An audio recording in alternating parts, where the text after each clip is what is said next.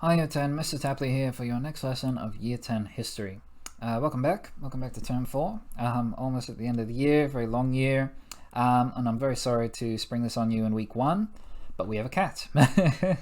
I did mention it last term, so hopefully you didn't completely forget it and completely forget everything we looked at over the school holidays. But for those of you that did, surprise, we have a cat on Friday. But this entire week before the cat, we've got 3 lessons to revise, to prepare, to remember everything we forgot. And then the cat will be Friday, period 6, I believe we have history. So yeah, this lesson we'll be reviewing and revising some of the key events, individuals, and concepts covered in our Australia post-World War II immigration curriculum. Success criteria is to identify the key topics. So what do I need to study for the cat? Use available support resources to study. So I've made these slides for a reason. Please use them. I've uploaded textbook chapters and videos for a reason. Please use them. And then create a summary sheet of revision notes. You won't be able to use that sheet in the cat. It's not going to be like the World War II Dev where you had it in front of you. Just like the World War II cat, it's closed book, but making a summary sheet of notes will 1, help you study, 2, help you remember everything that you've forgotten, and 3, it's just a very proven, very effective way of studying for an assessment. Being able to write something out as opposed to just reading it forces you to think about it in more detail, in more complexity, and you'll remember it better. So, this lesson, you're being provided an opportunity to review and revise. To guide your efforts, you'll be provided a checklist of key topics and events that will be assessed in our Immigration CAT, which is another source analysis, on October 9th, Friday. For those of you who are whinging at me saying, why we have to do it in week 1? Because I said so. No. We still have another area of study. We still have the final area of study, Rights and Freedoms, which will be about the same length as immigration. So I want to give you as much time as possible to get that completed. And the CAT for the final area of study is an essay. So I thought, well, they probably want as much time as possible to do the essay, because this is just another source analysis that you've had practice doing before. So I thought I'd rather give them more time for the essay than more time for this CAT.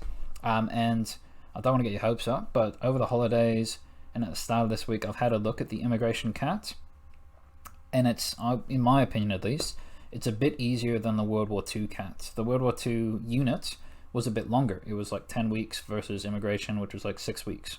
So there's less content to cover, to study, to revise, and the questions themselves, in my opinion, seem less complex. So hopefully that's some good news for you, and hopefully by the end of this week you'll be all prepped and ready for the CAT. So, what do you need to study? Well, there's only really 3 major, I guess, topics or themes you need to look at for the CAT. The first one is the White Australia policy. So the origins of that policy, where did it come from, when did it start, why did it start?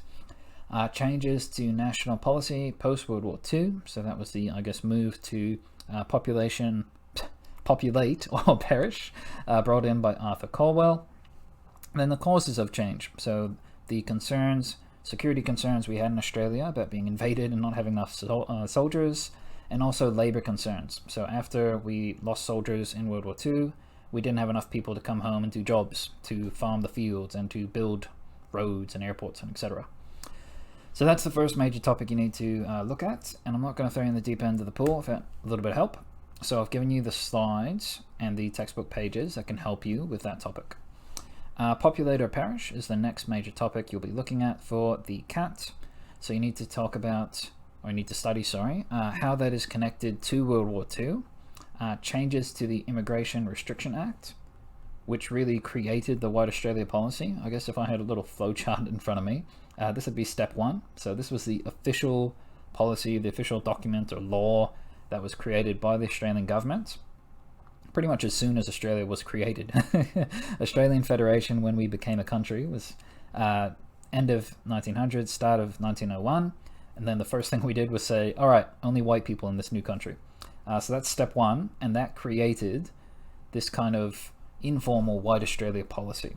So you'll need to understand the Immigration Restriction Act, White Australia, and then how White Australia was changed after World War II with Populate or Perish. We kind of opened up the color wheel. We said, all right, you don't have to be this white, you can be this white, then you can be this white, and now you don't have to be white. Migrant experiences, so not just the laws, but the final, I guess, topic you need to look at are the people, the actual immigrants who came to Australia, the experiences of their lives, the problems they faced. So assimilation, so this idea that any migrant coming to Australia had to assimilate, they had to be Australian, they had to get rid of their old culture. Integration, so as the waves of migrants increased and changed, my dog's unhappy, I'm not sure if you can hear that. As migration changed over time, migrants were allowed to keep a little bit of their culture. So, all right, you have to be Australian, but you can go to Greek school on the weekends. And then over time, we got into multiculturalism, but you don't actually have to study the multiculturalism aspect of our unit. That's not going to be on the CAT. Job opportunities, so what sort of jobs did migrants have when they came to Australia? Were they all doctors and lawyers? Were they all soldiers? Or were they given kind of, I guess, low-paying construction jobs? So you should definitely check out we didn't really look at it in great detail. It is in the textbook. There's a lot of info in the textbook.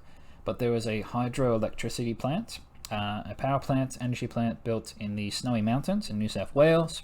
One of the first big construction things that happened after World War II. And that was almost entirely staffed by migrants. So they were given these, I guess, perceived low skill, low paying construction jobs, usually when they came to Australia, because they didn't want to give them high paying jobs, or all the Australian people would be like, oh no, they're taking all our jobs, all our money. Anyway, education. So what sort of education did migrants receive? Were they asked to speak English? Did they get help speaking English?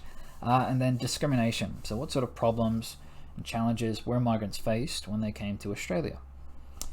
The other thing you need to know isn't so much a topic, it's a skill. So source analysis skills, this is a source analysis CAT. Exactly the same structure as World War II. We're trying to keep things nice and simple for you guys.